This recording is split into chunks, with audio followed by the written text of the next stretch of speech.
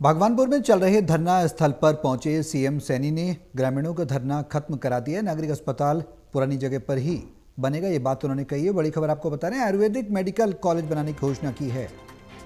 आधुनिक खेल स्टेडियम बनाने की घोषणा की है।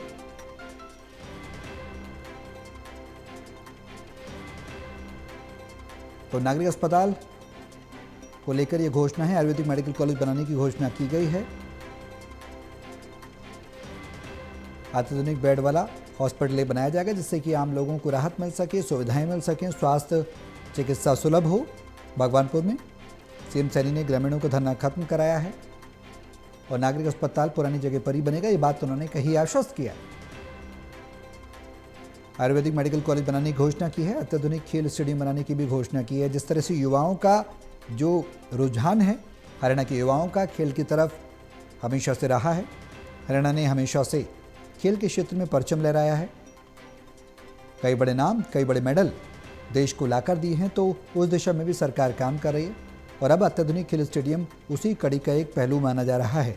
और भगवानपुर में चल रहे धरना स्थल पर पहुंचे सीएम सैनी और ग्रामीणों का धरना खत्म कराया और अस्पताल को लेकर उन्होंने आश्वस्त किया कि नागरिक अस्पताल पुरानी जगह बनेगा। हमारे सहयोगी श्याम बाटला हमारे साथ हैं फोन लाइन पर, ज़्यादा जानकारी के लिए सीधे उनका रुख करेंगे। श्याम, क्या कुछ जानकारी है? हरियाणा के मुख्यमंत्री नायब सैनी धरना स्थल पहुंचे हैं, क्या आश्वासन दिया गया है लोगों को, ग्रामीणों को?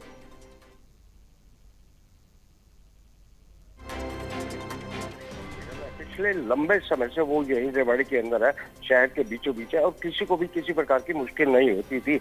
लेकिन उस हॉस्पिटल बिल्डिंग को बड़ा करना था और वहां पर 200 बेड का हॉस्पिटल बनाया जाना था। लेकिन रामगढ़ भगवानपुर के लोग चाहते थे कि उनके गांव में ये हॉस्पिटल बने, क्योंकि जो बाईपास है उनके गांव के बिल्कुल नजदीक लगता है और शहर के सभी रास्ते वहीं से ही निकलते हैं।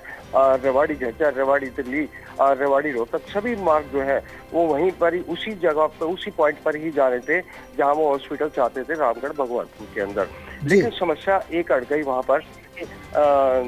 केंद्रीय मंत्री राव इंद्रजीत ने कहा कि यहाँ पानी की कमी है। बूस्टर के लिए यदि आप 10 एकड़ जमीन पंचायत की सरकार के नाम कर देंगे और यहाँ बूस्टर बन जाएगा, आसपास के लोगों को पानी की किल्लत नहीं होगी, तो हम यहाँ 200 बेड का हॉस्पिटल बना देंगे।